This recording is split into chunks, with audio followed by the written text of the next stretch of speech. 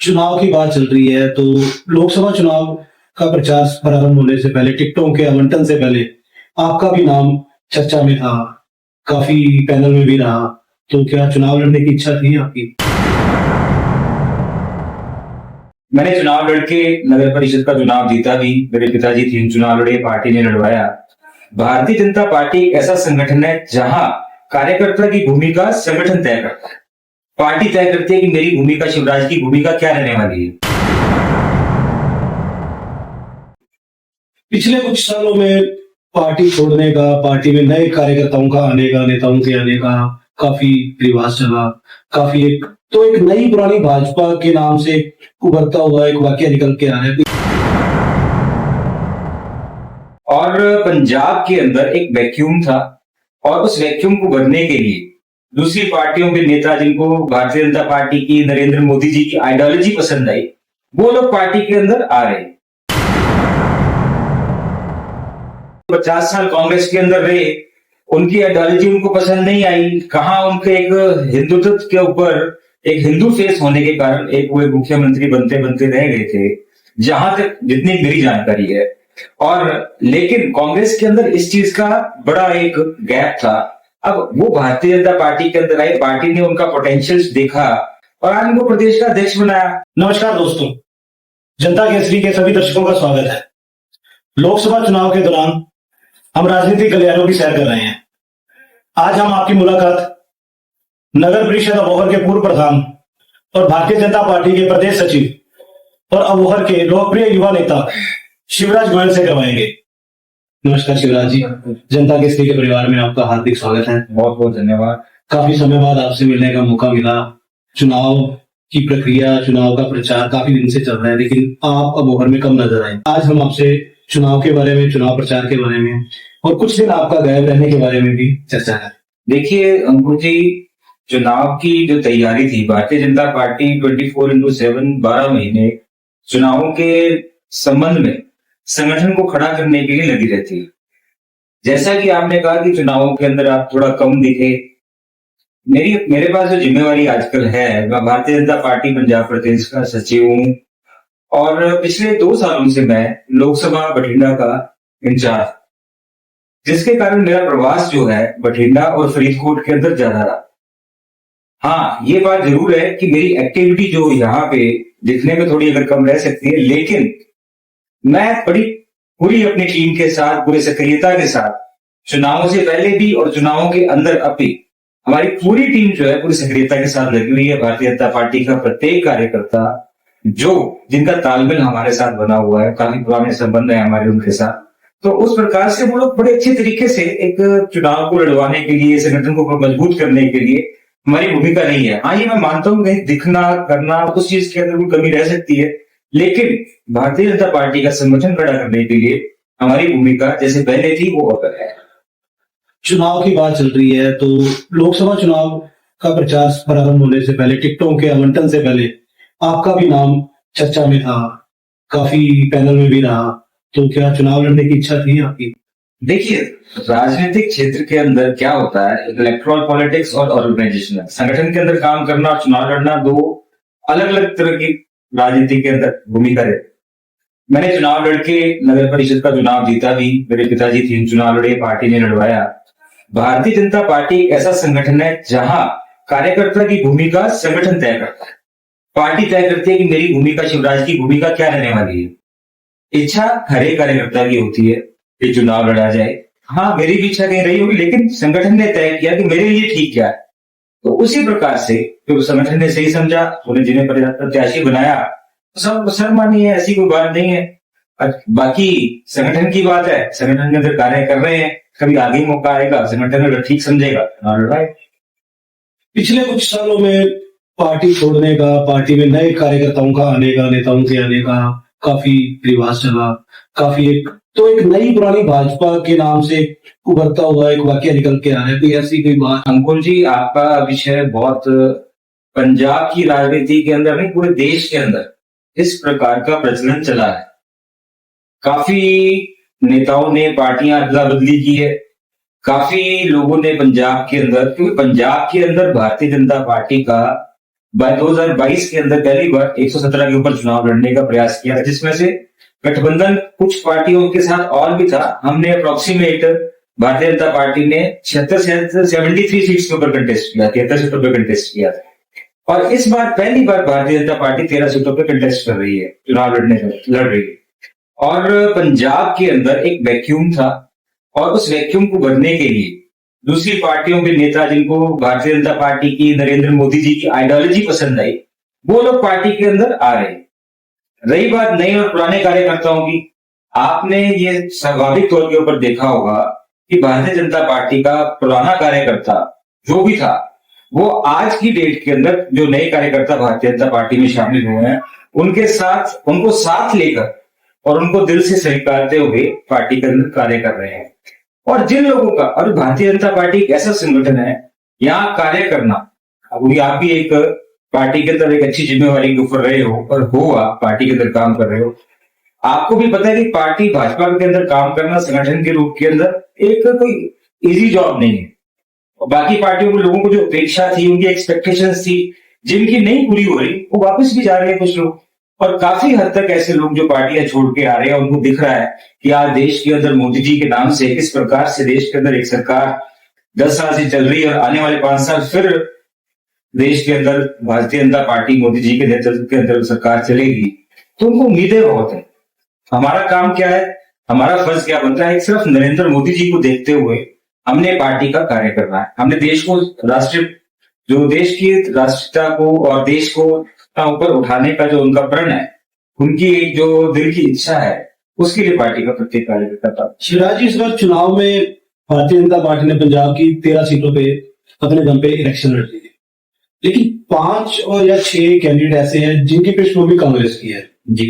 हमारे जो लोकसभा से उम्मीदवार हैं राणा सोढी जी, वो भी, उनकी पृष्ठभूमि भी कांग्रेस से, हालांकि वो विधायक का एक चुनाव लड़ चुके हैं 2022 फिरोजपुर से। तो क्या ऐसा पंजाब में देखने को नहीं मिला कि जो लड़ाई भाजपा की अन्य पार्टियों के साथ होनी चाहिए थी, वो कांग्रेस वर्सेस कांग्रेस बनकर ही रह गई है? मैंने आपको पहले भी ये बात बोला, पार्टी के अंदर एक वैक्यूम था। मैं मानता हूं कि कई पुराने साथी भी चुनाव लड़ने के इंटरेस्टेड थे, इच्छुक थे, लेकिन कुछ लोग, राणा सोढी जी पार्टी के राष्ट्रीय कार्यकारिणी के सदस्य हैं, तो उन्हें हम कोई नया व्यक्ति अब नहीं गिन सकते। अब दूसरी पार्टी से आके हमारी पार्टी बीजेपी के अंदर हमारे प्रदेश के अध्यक्ष जो बने हैं, उन्होंने कुछ ना कुछ पार्टी की आइडियोलॉजी बीजेपी को देखा। जो 50 साल कांग्रेस के अंदर रहे, उनकी आइडियोलॉजी उनको पसंद नहीं आई। कहां उनके एक हिंदुत्व के ऊपर, एक हिंदू फेस होने के कारण एक वो मुख्यमंत्री बनते बनते रह गए थे, जहां तक जितनी मेरी जानकारी है। और लेकिन कांग्रेस के अंदर इस चीज का बड़ा एक गैप था। अब वो भारतीय जनता पार्टी के अंदर आई, पार्टी ने उनका पोटेंशियल देखा, ऊपर टॉप लीडरशिप, अपने राष्ट्रीय नेतृत्व ने उनका पोटेंशियल देखा और आज उनको प्रदेश का अध्यक्ष बनाया। इसी प्रकार से कई प्रदेशों के अंदर दूसरी पार्टियों से मुख्यमंत्री बने हुए हैं, कई दूसरी पार्टियों से केंद्र के मंत्री बने हुए हैं। तो इस प्रकार से राजनीति के अंदर ये सब चीजें चलती रहती है। लेकिन कार्यकर्ता दबी जुबान के अंदर, जो भारतीय जनता पार्टी का पुराना कार्यकर्ता है, वो दबी जुबान के अंदर इस बात को थोड़ा सा ये चाहता है कि जितना बनता मान सम्मान पुराना कार्यकर्ता का है, हमें उस प्रकार से अगर मिलता रहेगा, फिर भी कहीं ना कहीं अगर उसमें कोई कमी रहती है, तो हम लोग उस चीज को पूरा करने के अंदर अपना पूरा प्रयास करें। शिवराज जी, आपके पास पंजाब प्रदेश के सचिव पद की जिम्मेवारी है, पूरा पंजाब आपने देखना है, तो लोकसभा चुनाव में क्या स्ट्रेटेजी पार्टी की रहेगी और क्या एक्सपेक्टेशंस है कि हमें कितने वोट मिल सकते हैं? देखिए अंकुर जी, जिस प्रकार मैंने आपको पहले भी बताया कि हम पहली बार 13 सीटों के ऊपर चुनाव लड़ रहे हैं, कि भारतीय जनता पार्टी के लिए चुनाव लड़ रही है, और 2022 सिर्फ एकदम मौके के ऊपर आके हमने डिसाइड किया था, भारतीय जनता पार्टी ने तय किया था कि अकेले चुनाव के अंदर जाएंगे।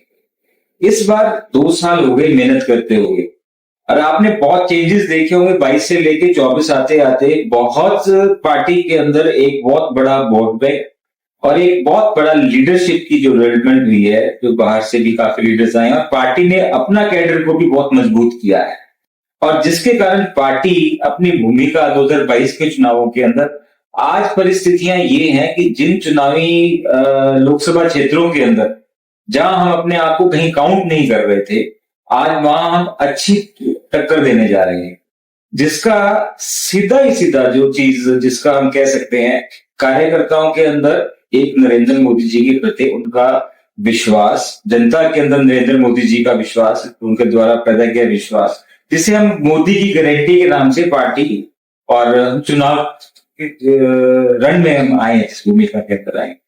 तो मुझे लगता है कि हम एक बहुत अच्छे मार्जिन के साथ 7 से 8 सीट अच्छे मार्जिन के साथ हम पंजाब के अंदर सीटें लेके जा रहे हैं। और दूसरा, पंजाब के अंदर वोट शेयर जो है, चारों पार्टियां, जो 4 मेन पार्टियां चुनाव लड़ रही हैं, मुझे लगता है भारतीय जनता पार्टी अपना जो उनका वोट शेयर परसेंटेज है बहुत ज्यादा हाई होगा इस पंजाब के अंदर। किसान आंदोलन पिछले 2-3 साल से बीजेपी के लिए नासूर बना पड़ा है, तो आज इन चुनाव प्रचार में भी किसान संगठन जो है उम्मीदवारों के लिए बड़ी मुसीबतें खड़ी कर रहा है, उसको आप कैसे देखिए, हम उस चीज को नासूर नहीं कह सकते। किसानों की कुछ दुविधाएं थी, उनके कुछ चीजें क्लियर नहीं थी, जिस चीज के प्रति वो अपना एक एजिटेशन लेके सड़कों के ऊपर भी बैठे, दिल्ली तक पहुंचने का प्रयास भी किया, बीच में वो चीजें कुछ रिवर्ट बैक भी हुई। लेकिन आज की जो परिस्थितियां हैं, जो किसान उस समय लगे थे, आज की डेट में सड़कों के ऊपर वो नहीं है।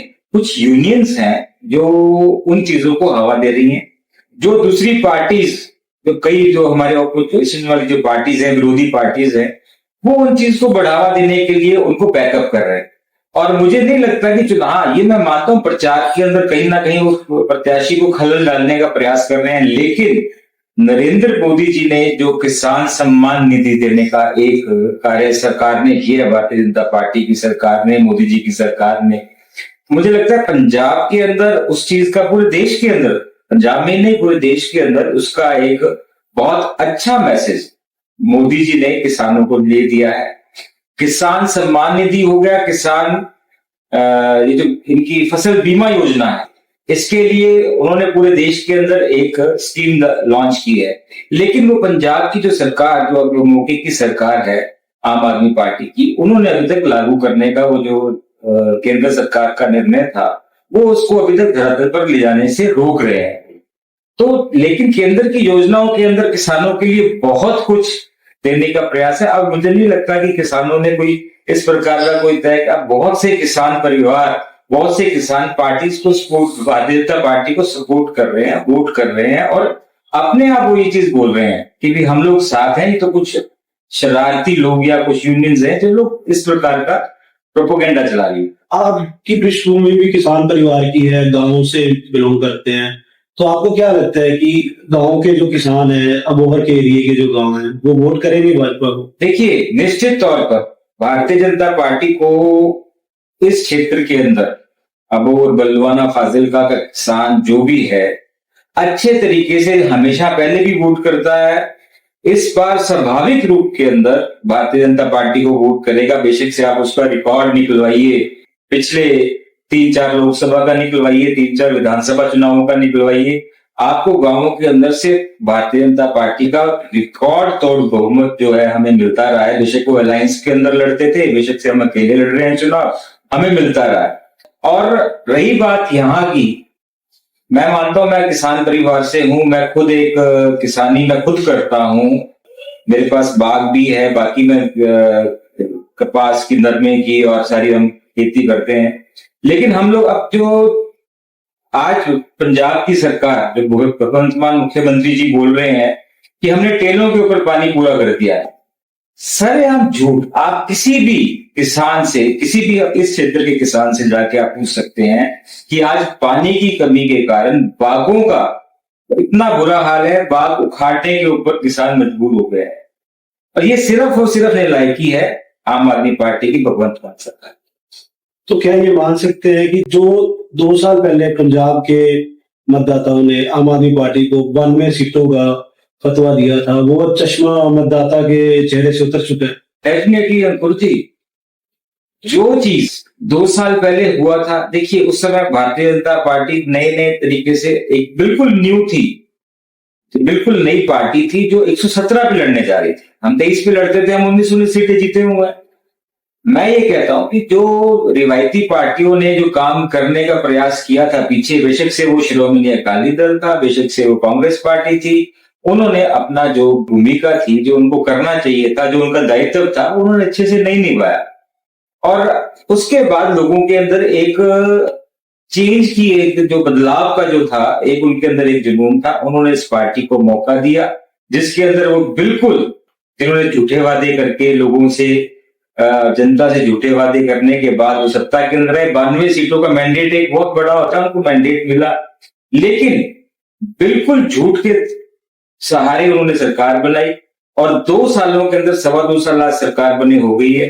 और मुझे लगता है हर क्षेत्र का, हर श्रेणी का व्यक्ति, हर श्रेणी का जो व्यक्ति है, वो इस सरकार से बिल्कुल त्राहिमाम कर रहा है। उनको किसी भी प्रकार की कोई भी सुविधा नहीं मिल पा रही है। ये बिजली की बात करें, बिजली की, जब बिजली आज भी, हम आज यहाँ बैठे हैं, बिजली की कितने कट्स आज भी लग रहे हैं। बिजली के अंदर जो जितनी बातें उन्होंने किए थे, बेशक वो 1000 रुपए का था, बेशक से उन्होंने जो भी वादे किए, लेकिन मुझे नहीं लगता कि किसी भी प्रकार से वो किसी भी चीज रूप के अंदर मुख्यमंत्री जी अपनी या अरविंद केजरीवाल जी उस चीज को पूरा करने के ऊपर आए हैं। कट्टर ईमानदारी का दावा करती है आम आदमी पार्टी, लेकिन चाहे वो दिल्ली के इनके मुख्यमंत्री हो, दिल्ली के इनके मंत्री हो, पंजाब के मंत्री हो, विधायक हो, उन पे बहुत से करप्शन के चार्जेस लगे हैं। अंकुर जी देखिए, जिस तरह के नेताओं के साथ ये हो रहा है आम आदमी पार्टी के अंदर, मेरा उतना स्तर नहीं है कि मैं उनके लिए ऐसी कोई बात करूं या कोई ऐसी इस प्रकार का विषय रखूं, लेकिन एक आम नागरिक होने के नाते, एक भारतीय जनता पार्टी का कार्यकर्ता होने के नाते, मैं आपको ये जरूर कहूंगा, जब तक आग नहीं होती धुआं नहीं उठता। कुछ ना कुछ है। अगर उनके पीछे, अगर आज वो लोग जेल के अंदर बैठे हैं, तो आम नागरिक भी समझता है कि भी हमारे न्याय प्रक्रिया जो है, न्यायपालिका की जो प्रक्रिया है, उसके अंदर हमारे लोगों का विश्वास है। 140 करोड़ की हमारी आबादी है देश की, न्यायपालिका के ऊपर पूर्ण रूप से हमारा भी विश्वास है और लोगों का भी विश्वास है। और न्यायपालिका ने ही उनको ये जेल के अंदर डाला, तो कहीं ना कहीं वो अपने आप को कट्टर ईमानदार बताते हुए अपना प्रचार करें, लेकिन कुछ ना कुछ तो हुआ है, तभी वो अंदर बैठे हैं। प्रधानमंत्री मोदी जी ने इस बार 400 पार का नारा दिया है, देश में धूम भी मची हुई है। क्या मानते हैं कि इस बार 400 पार कर पाएंगे? डेफिनेटली, बिल्कुल 400 पार का नारा जो दिया है, पीछे प्रधानमंत्री जी पीछे अभी अपना उनका एक इंटरव्यू आ रहा था, एक बड़ी अच्छी बात मुझे लगी उस इंटरव्यू के अंदर। वो कहते कि हमने तो सिर्फ इतना बोला 400 पार, ऑपोजिशन कांग्रेस पार्टी उस विषय को लेके बैठी कि अरे 400 पार ये नहीं करेंगे। उन्होंने एक एजेंडा ही इस चीज को बना लिया कि 400 उनका टारगेट है कि भाजपा 400 से पार ना हो जाए, एनडीए जो है 400 को पार ना कर जाए। तो ये तो देख नहीं रहे हैं कि भी कहाँ 272 कहाँ है और 272 पे बन जानी है। तो उनका तो सिर्फ ये कहने में लगे हुए हैं सभी विरोधी दल कि 400 पार नहीं कर पाएंगे। तो इसका मतलब ये है कि सरकार तो निश्चित ही है, बेशक से वो विरोधी जो मर्जी बात करते हैं। अब चुनाव प्रचार के 3 दिन ही बचे हैं, वीरवार शाम को प्रचार बंद हो जाएगा, तो अभी आपका प्रवास बाहर के क्षेत्रों में रहेगा या अब आप अपना संभालेंगे? नहीं, अब मैं कंप्लीटली पूरे तौर के ऊपर यही हूँ। जो चीजें, जो मैनेजमेंट करना था, जो होना, पहले ही प्रचार कर, मैं मेरे पिताजी, मेरी माताजी, हम 3 लोग परिवार के राणा सोढी जी के लिए, भारतीय जनता पार्टी के लिए प्रचार कर रहे हैं। जहां तक रही मेरी भूमिका का सवाल है, मेरे पास जिम्मेवारी पास में बठिंडा है, वहां जो एक ऑर्गेनाइज करके आना था, वहां मैंने कोई वोट बैंक का कोई ज्यादा काम नहीं करना था, मैंने एक ऑर्गेनाइजेशन का सिस्टम जो है वो करना था। उस चीज की मैं अपनी भूमिका पूर्ण करके आ चुका हूं। और अब अंतिम जो 3 दिन है हमारे पास, कल परसों, और तो इसके अंदर मेरी भूमिका, जो मेरी पार्टी ने मेरी जिम्मेवारी लगाई है, यहाँ पे मेरा पूरा कंसंट्रेशन जो है, मेरा पूरा ध्यान केंद्रित रहेगा कि अबोहर बलवाना के अंदर से किस प्रकार से पार्टी को लीड दिलवाई जाए। बठिंडा से पहली बार बीजेपी का कैंडिडेट सांसद का चुनाव लड़ रहा है, आपको 2 साल पहले वहां से जिम्मेवारी दे दी, तो आपके लिए भी काफी चुनौतीपूर्ण रहा होगा वहां पे। हमने कभी विधायक का चुनाव भी नहीं लड़ा वहां पे, इस बार सांसद का चुनाव भी लड़ना पड़ रहा है। नहीं, पिछली बार 22 के अंदर चलो हम चुनाव लड़े, वहां पे सभी सीटों के ऊपर लड़े चुनाव, और पहली बार हम लोकसभा का चुनाव लड़ रहे हैं लोकसभा बठिंडा के अंदर। और मुझे लगता है कि आपको हम वहां पे आज की डेट के अंदर इम्प्रूव करते हुए, राजनाथ जी का आना हुआ था परसों वहां पे, आज हम वहां इम्प्रूव करते हुए, स्मृति ईरानी जी आई आज हम वहां इम्प्रूव करते हुए इन परिस्थितियों पे पहुंच गए हैं कि आज जो वहां बाकी कैंडिडेट्स हैं, आज भारतीय जनता पार्टी से डर के, भारतीय जनता पार्टी के डर से उन लोगों ने अपनी स्ट्रेटेजी को चेंज करने का प्रयास किया है, और भारतीय जनता पार्टी डेफिनेटली वहां पे एक बड़े अच्छे थंबिंग मेजॉरिटी, अच्छे मार्जिन के साथ चुनाव जीत सकती है। ऐसी कोई बड़ी बात है। हम कह सकते हैं पंजाब में भारतीय जनता पार्टी पूरी तरह गेम में है अभी। हाँ, मैं आपको ये कह रहा हूँ, हमको भी 4 पार्टियां चुनाव लड़ रही हैं, प्रमुख पार्टियां चुनाव लड़ रही हैं। आज की डेट के अंदर पंजाब की आवश्यकता है। आज लोग समझते हैं कि भारतीय जनता पार्टी को ही, पंजाब को आज भारतीय जनता पार्टी की आवश्यकता है। जिस प्रकार से नशे का, जिस प्रकार से भ्रष्टाचार का, जिस प्रकार से लॉ एंड ऑर्डर की परिस्थितियां पंजाब के अंदर हैं, जब तक भारतीय जनता पार्टी, ये तो आप मानते होंगे ना कि अगर किसी से भी अगर हम बात करते हैं तो वो लोग ये कहते हैं यूपी के अंदर कितना बुरा हाल था, हरियाणा के अंदर कितना बुरा हाल था, और आज लोग ये कहते हैं कि हाँ, अगर राज हो तो योगी जी जैसा, यूपी जैसा राज होना चाहिए।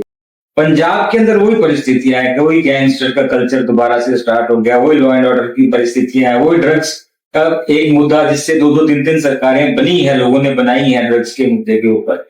लेकिन केवल और केवल ये देखो, मैं पूरी ईमानदारी के साथ और पूरी प्रतिबद्धता के साथ मैं कह सकता हूं, जब तक भारतीय जनता पार्टी की सरकार पंजाब के अंदर नहीं आएगी, जब तक लोग भारतीय जनता पार्टी को नहीं लाएंगे, ये मुद्दे, ये जो कुरीतियां हैं पंजाब की, ये दूर नहीं। धन्यवाद शिवराज जी, जनता केसरी को आपने समय दिया। धन्यवाद अंकुर जी, आपका बहुत बहुत।